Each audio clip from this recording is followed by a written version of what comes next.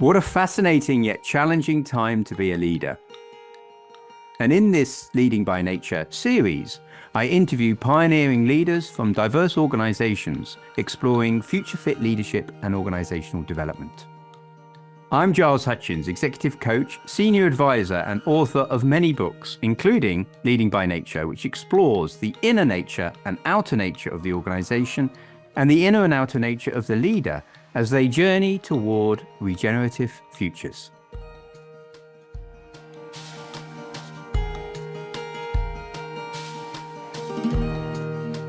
Welcome to the Leading by Nature podcast with myself, Giles Hutchins, and my guest today, Paul Hargreaves, CEO and founder of Cotswold Fair and Flourish.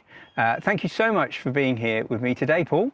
Yeah, good to be here, and first time I've ever done something like this outside, so looking forward to it. New experience. Yes, and for the listeners on Leading by Nature, I'll put the video in the show notes because there's actually an opportunity to watch us in the flesh because we're being videoed in the woods here. We're being filmed in the woods as we speak, as well as on audio. Well, I've always thought I had a good face for radio though, not film, but we'll see how that goes. I think you have a very good face, full stop, Paul. So we're going to dive in as always, and perhaps we could start by sharing a bit about your actual personal reason for being. So what actually drives you? What gets you out of bed in the morning? What turns you on?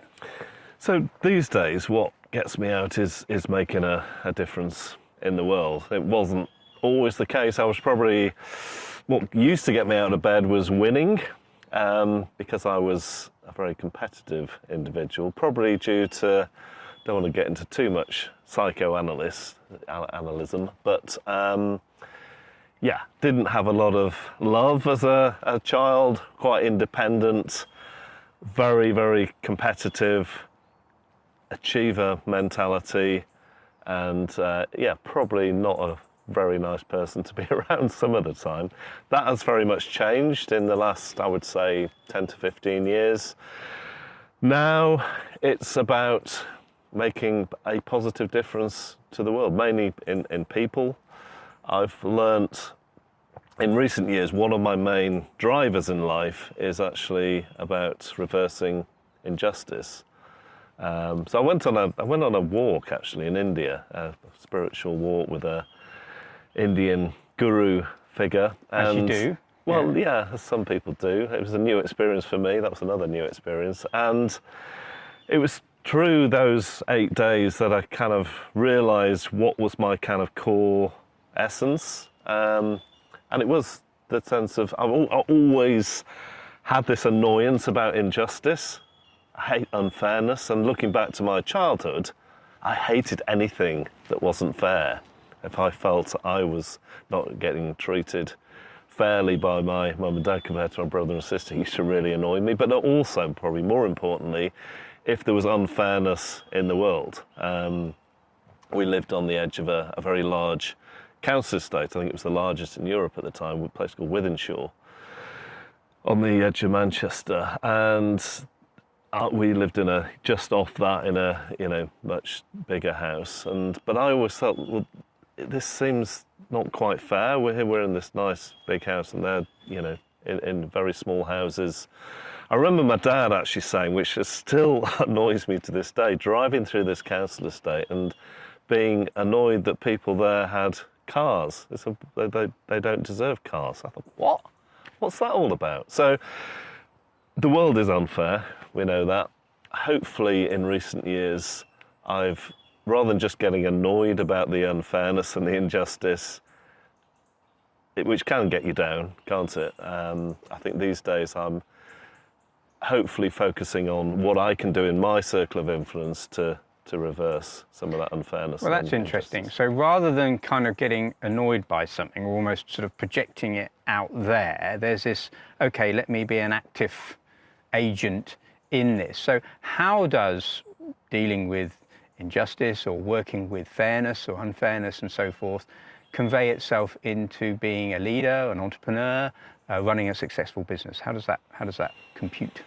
Well, I think one of the main ways we can make a difference is through the people we employ. One of our two businesses, the Flourish bit, is in the retail and hospitality world, which is an area of business in the UK where people are just treated really, really poorly. So giving people self-respect, giving them a sense of pride about coming to work, giving them better terms and conditions than other people in that sector is probably the primary way we can make a difference. And I think, we were, during the probably COVID cost of living time, I was probably watching the news too much. It was getting me down. I just suddenly had a wake-up call. I thought, well, forget that.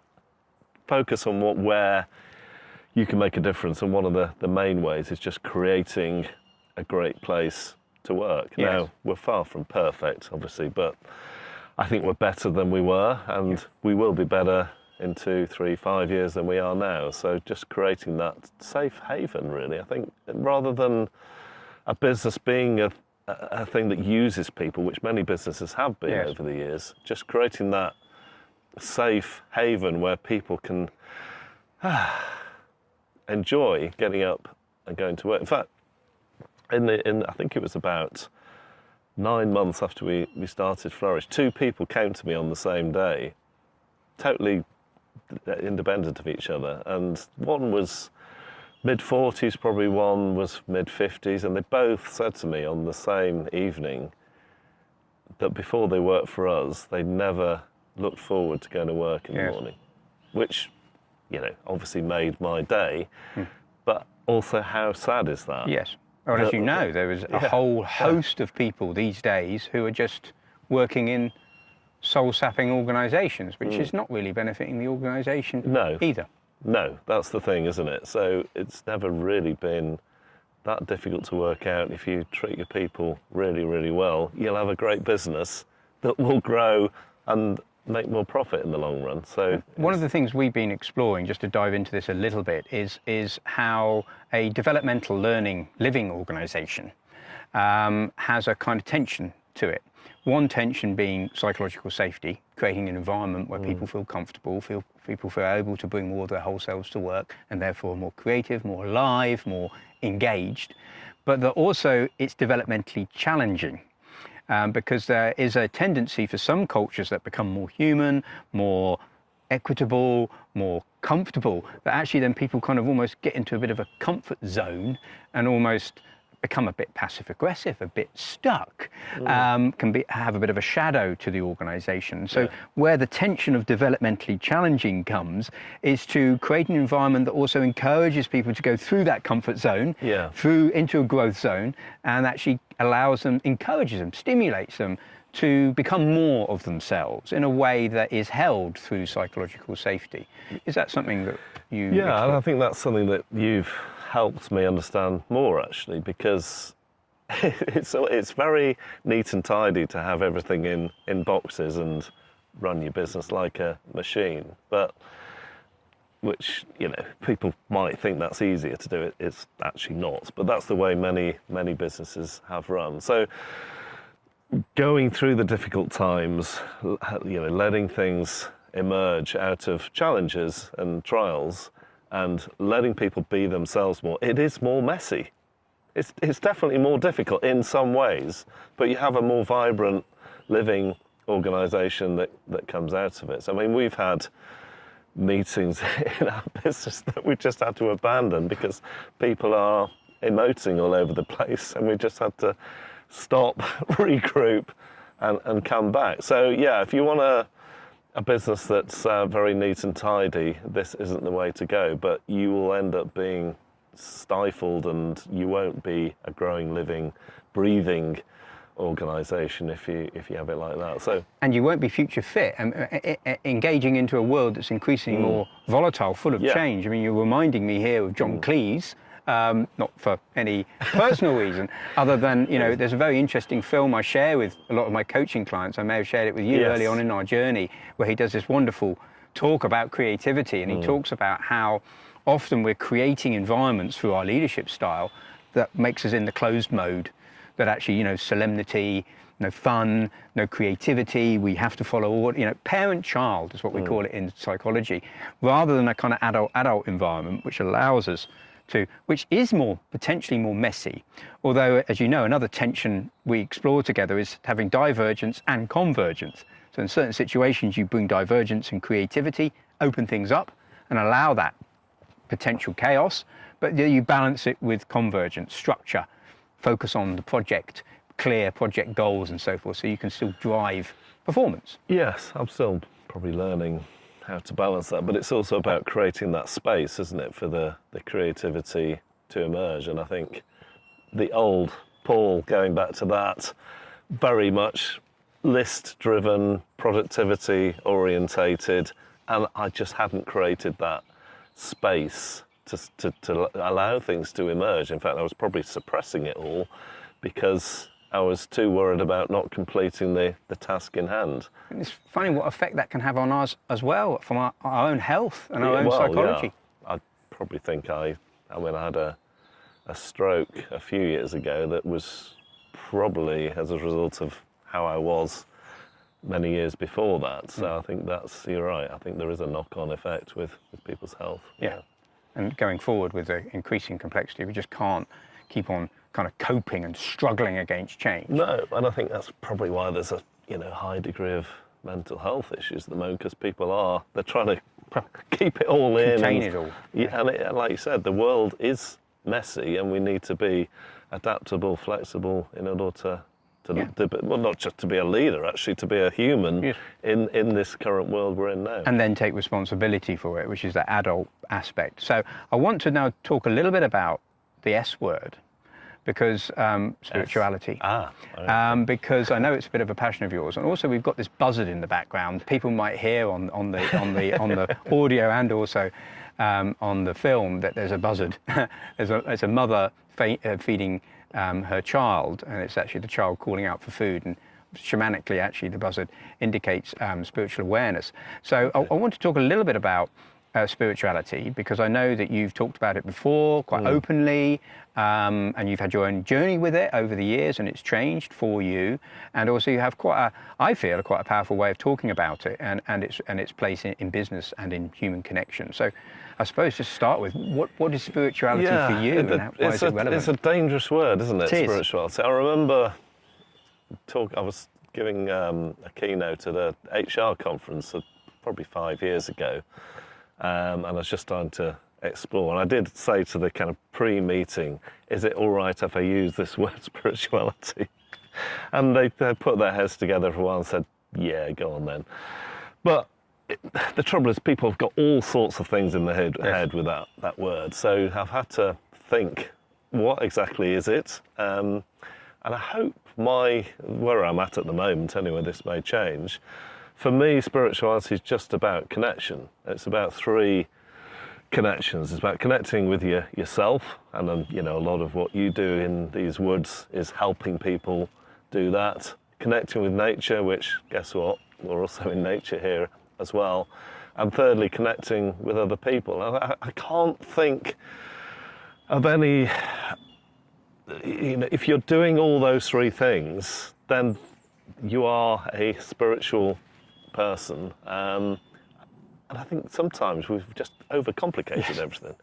It really is very simple, isn't it? I mean, who wouldn't want to connect with themselves better, not get out of their mind, connect with their heart, soul, whatever you want to call it.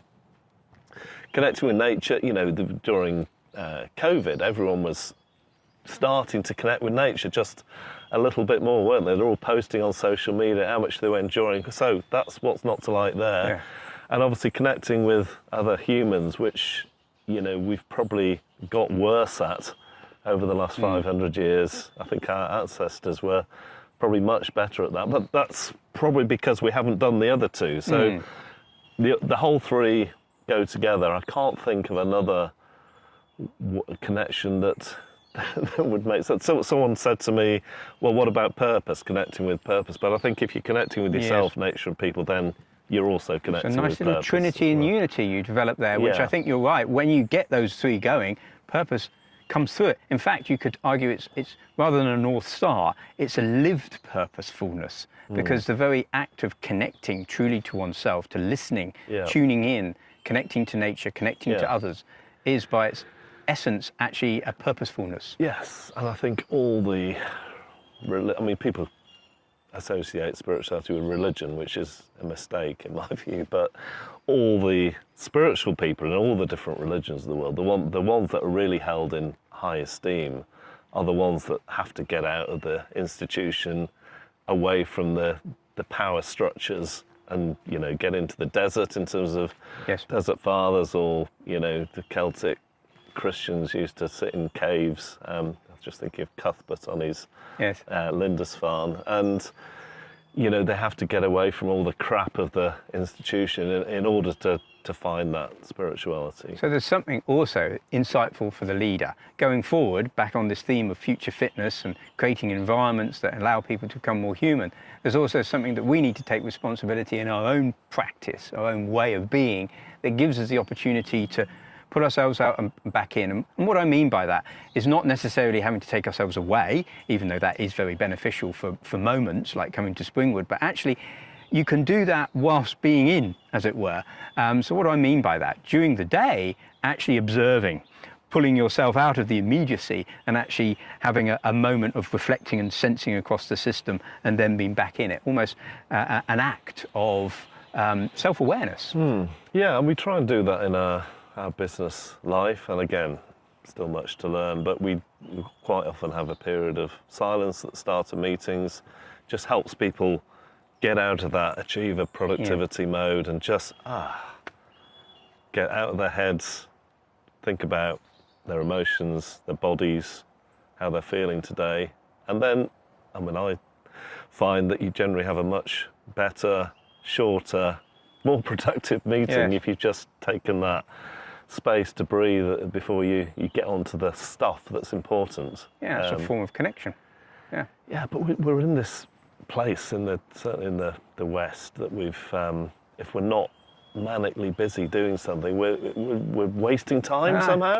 I know, it's ridiculous. How do we get out of that? And of course we are wasting time by being manically busy. Yes. Well, I mean, Blaise Pascal said, isn't it, all of humanity's problems stem from the incapacity to be able to sit in a room on your own. And again, back to John Cleese, he talks about how you need time and then more time to actually become creative. So I think this is a good edge for us to explore in future fitness going forward, is this capacity amidst this sort of increasing busyness to actually be able to hold stillness in that. So I'd like to move now to your journey. You've decided consciously to engage in a coaching journey with me, to come to Springwood regularly. It'd be easy not to, you're a busy leader. Why? Why would you do such a thing? Well, it's partly that, taking time out and seeing things from a different perspective, isn't it? And it's helpful for me. I know you do online stuff as well, but that for me wouldn't be as helpful as just physically getting into a different space and these lovely woods that we're in today. As soon as you're here, or as soon as you're anywhere, people get this a bit on holiday, you just see things from a different perspective. I've got lots of examples of, both from me and other people in the business, they sometimes see the answers to problems, when they get out of the normal space. There's some kind of dynamic there that helps. Back to this not knowing so we can know, in a way, getting out of seeing the wood for the trees, if I can use that analogy, getting away from it so you can see. Yeah, and it's also good as well to know that you don't have all the answers. And what better place when you're in nature to, we don't, this tree that's here, we don't know half of what's going on in there, do we? They're only just working some of this stuff out now. So, this kind of scientific rationalism that we have to know the answers to everything. You can't run a business like that. You can't live a life like that, because all the mystery and all the awe just disappears, doesn't it? And I think you lose an essence of what it is to be human if you think you've got all the answers. I hate it sometimes. If I'm going to do something, you get called, I'm sure you do too, when you get called an expert. I hate that word. There are no experts. No one. We only have some of the answers by the group dynamic. That word should be definitely band. Because, but I mean, what is interesting there? I mean, maybe there's a craftsmanship that one might have, which is to be truly passionate about what one's doing, whereas a kind of expertise comes in. But that craftsmanship or that artisanship has a soulfulness about it, which by its nature is open to the not knowing. This is John Keats' negative capability, which I think is increasingly more important for the world we're in, which is to allow this stillness, to allow this not knowing within that field, to then be very, very detailed in our craft and bring in expertise in that particular way. So to finish, to wrap up this wonderful conversation here in the woods with you, anything from your experiences of being here at Springwood, and you've had overnight experiences, sleeping with your head next to trees and so forth, we've had storms, we've had all sorts of things together in this experience, what would you say is something that's being useful, that is also helpful for others on the journey? Well, yeah, I mean, one of those things was that night I spent in a storm, sleeping under a tree, getting quite wet. Because the tree I was sleeping under, which is a slightly different part of the woods, but it was a very gnarled tree. It had been struck by lightning, I guess, and things have fallen off it, branches have fallen off it. And I had a very strong sense the day after and the days after that experience of being a wounded healer, which we all are, aren't we? And it's and I think if more people could understand that through, everyone's had difficult lives, and one way or another, some a lot more difficult than others. But there's this wonderful sense that each individual human is so unique because of those good, negative traumas, in some cases, of their past lives, which makes them being able to give a unique gift to the world. And if more people could grasp hold of that, they would not only give more to the world, but they'd also be happier, more fulfilled. Just that sense of knowing they're a unique individual. They're not in the machine.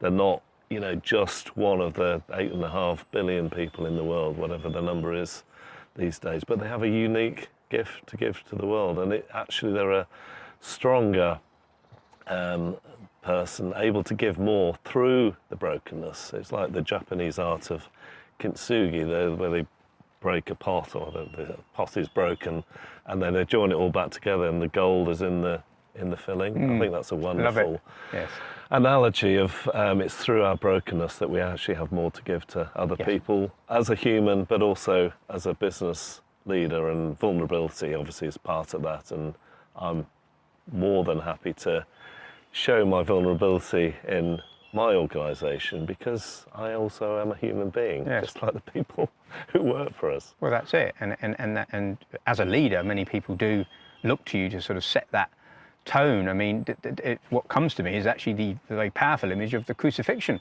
and the cross, which it's got many levels to it, but at one level is that concept of being totally vulnerable, broken, open to the world, to experience a kind of continual death, rebirth, in order to become wise.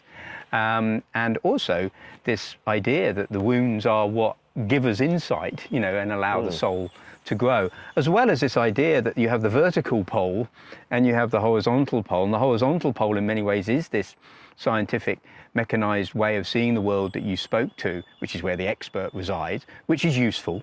But it's only one pole that we've kind of focused on, at the exclusion of the vertical pole, which is the depth and the verticality, the connecting to soul and to spirit aspect. And it's when you join both that you get that point in the middle, which used to then have a circle around it, which is where we enliven and allow ourselves to become more human, and allow that essence to truly come into the world.